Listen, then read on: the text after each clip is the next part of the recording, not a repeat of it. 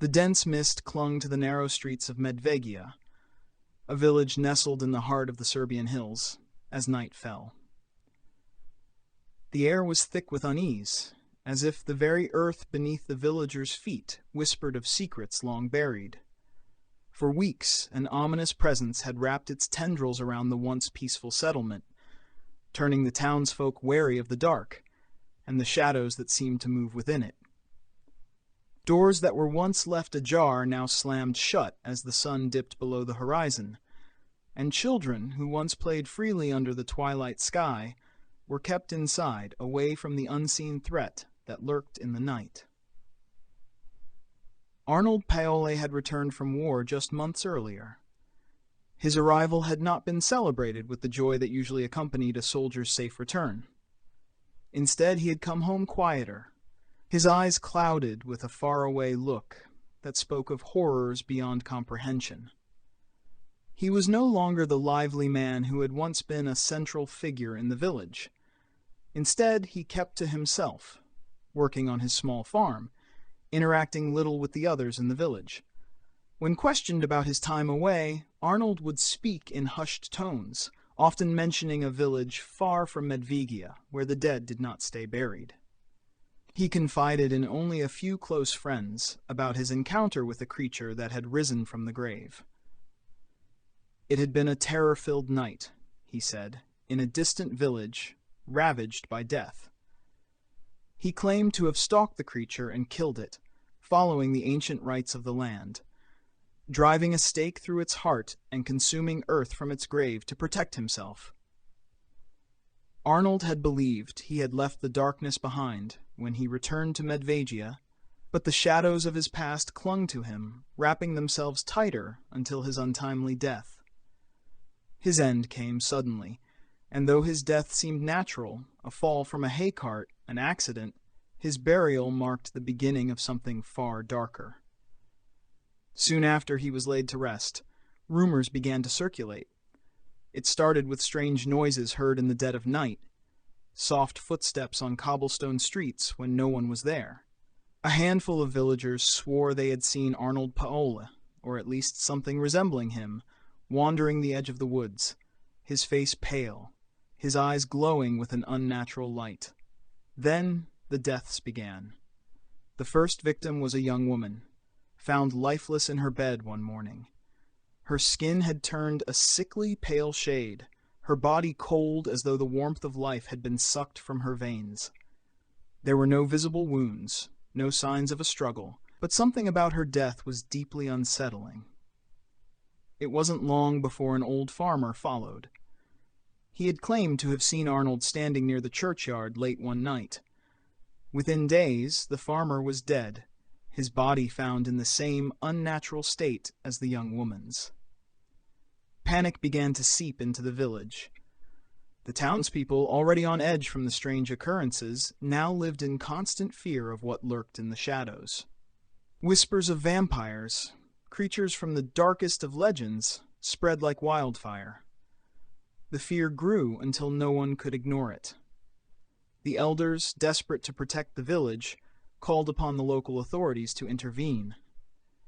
The villagers believed that Arnold Paole had returned from the grave as a vampire, and with each passing day the evidence seemed to mount. In response to the mounting hysteria, a commission was dispatched from the Austrian Empire, led by Johann Flückiger, a military surgeon who had gained a reputation for his rational approach to strange occurrences.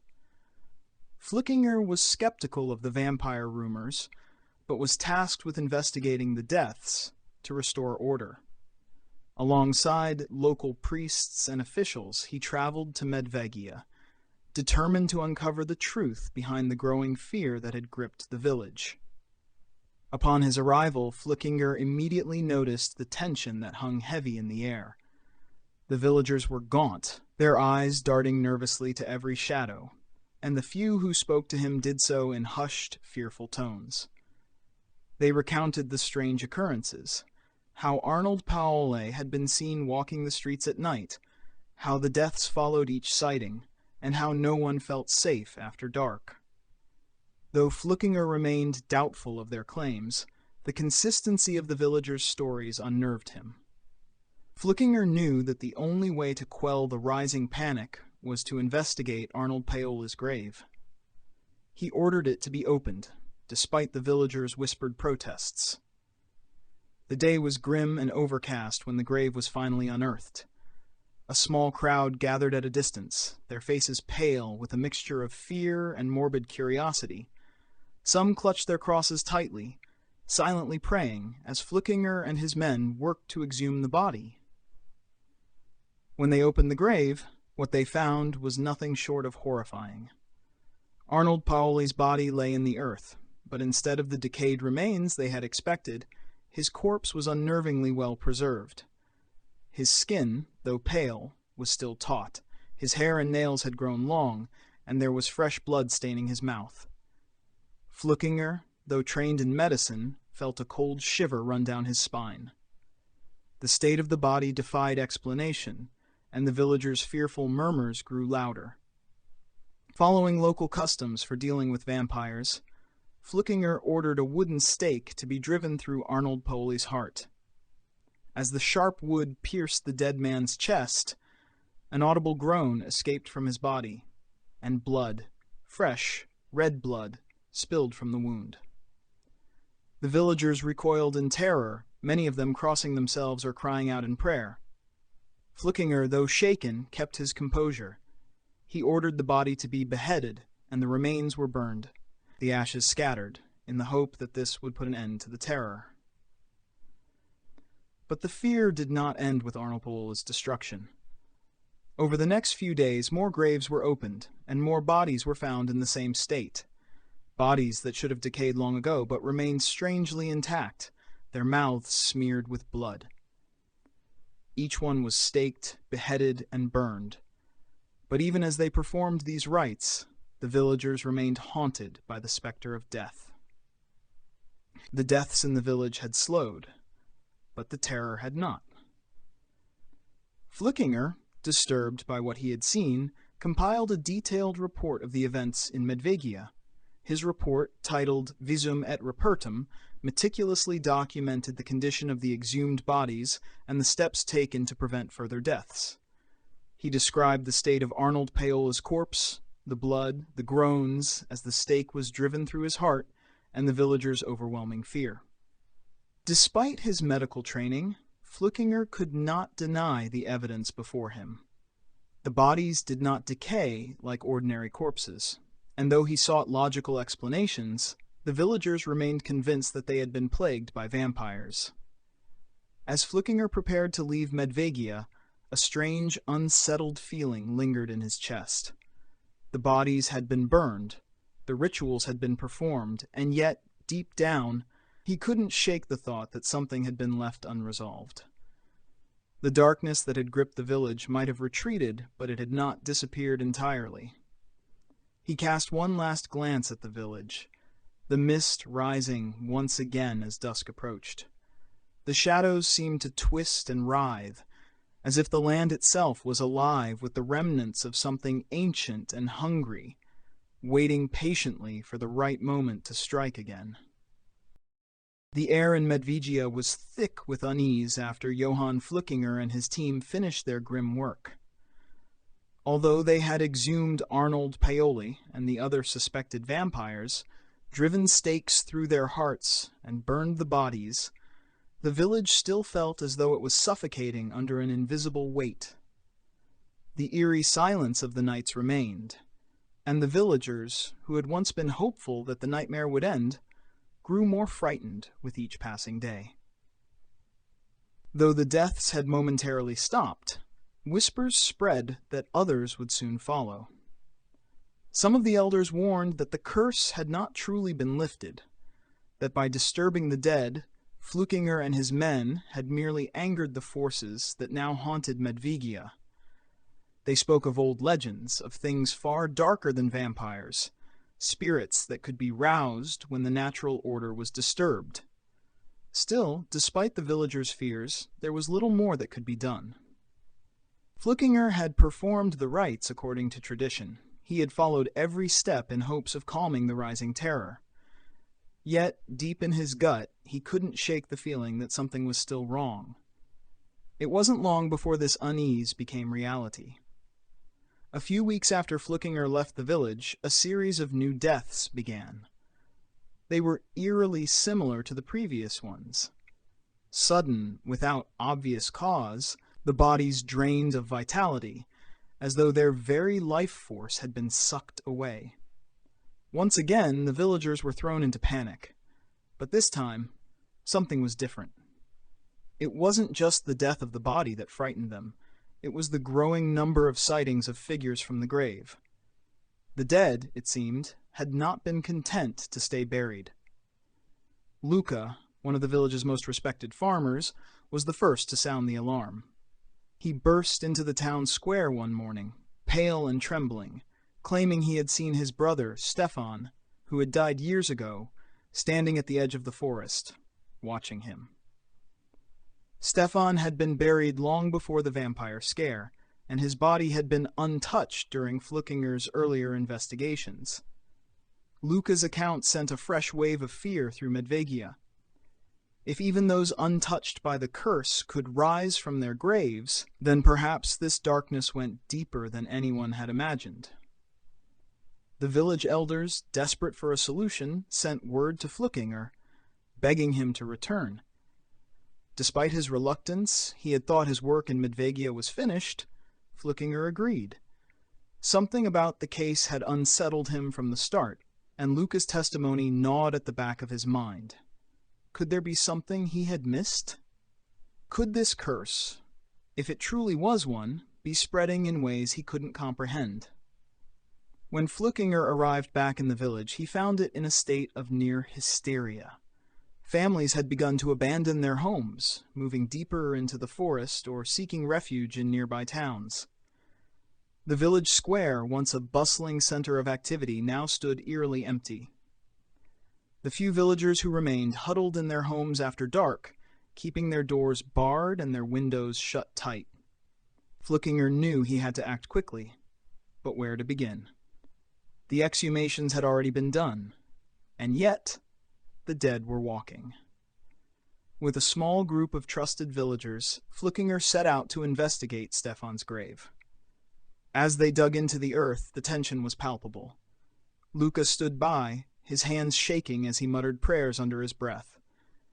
When the coffin was finally unearthed and opened, Flückinger was relieved to find Stefan's body as he had left it, decomposed, nothing unusual, just the remains of a man long dead. But this brought no comfort. If Stefan's body had not risen from the grave, then what had Luca seen? Was it merely a hallucination, born from fear? Or was there something else lurking in the shadows, something that didn't follow the rules of life and death as Flückinger understood them? That night, as Flückinger sat in the small inn where he was staying, he felt a creeping dread settle over him. The village was silent, but not in the peaceful way of a village at rest. It was the silence of something watching, waiting. He could feel it in the air, the tension, the unease, the sense that something terrible was about to happen. Just before dawn, a frantic knocking shattered the quiet. A young girl from the village, her face streaked with tears, stood at the door. She had seen her father, who had died the previous year, standing at the foot of her bed, staring at her with hollow eyes. Flückinger grabbed his coat and rushed to her home, but by the time he arrived, there was no sign of the apparition. The villagers who had gathered at the scene were pale with terror, whispering that the dead had indeed returned and that no one in the village was safe. Flückinger knew then that whatever was happening in Medvegia, it went beyond his understanding. The vampire rituals had not been enough. There was something deeper, something darker at work here. Determined to find answers, he consulted with the village priest, an old man well versed in local folklore. The priest spoke of ancient beliefs, of spirits that could be angered when the natural balance of life and death was disrupted. Vampires, he explained, were just one part of the equation.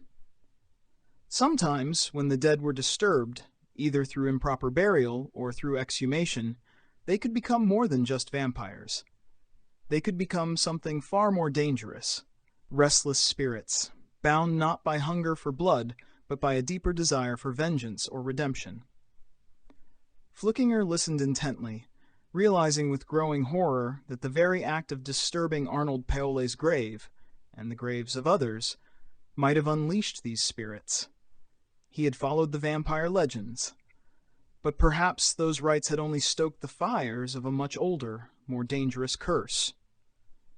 Desperate to find a way to calm the restless dead, the priest suggested a new ritual, one steeped in ancient practices that predated Christianity in the region. It involved purifying the ground where the bodies had been buried, performing a series of prayers and blessings to ask for peace for the departed. It was risky. If the spirits were truly angry, they might not take kindly to further interference, but it was their last hope. Under the cover of darkness, Flückiger, the priest, and a small group of villagers gathered at the graveyard. The air was cold, colder than it had been in weeks, and the mist hung heavy around them. As the priest began the ritual, chanting the ancient prayers, the wind seemed to pick up, swirling around the group like an unseen force. For a moment, it felt as though the very earth beneath their feet trembled, as though something deep below was stirring. Then, just as suddenly as it had begun, the wind died down, the air was still, and the graveyard, once filled with an oppressive sense of dread, felt lighter, as though the curse had been lifted.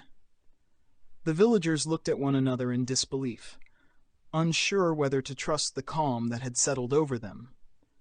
In the days that followed, no new deaths were reported, and the sightings of the dead ceased. The village slowly began to return to normal, though the scars of what had happened would never fully heal. Flückiger left Medvegia soon after, his report complete, but his mind filled with unanswered questions. Had the ritual truly worked? Or had they simply bought themselves time until the darkness returned? As he rode away from the village for the last time, Flückiger couldn't help but glance back at the mist-covered hills, where the graves of the dead lay hidden beneath the soil.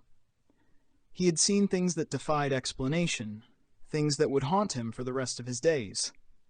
And though the village was quiet now, he knew that some things, some curses, never truly die, and somewhere deep beneath the earth something still waited.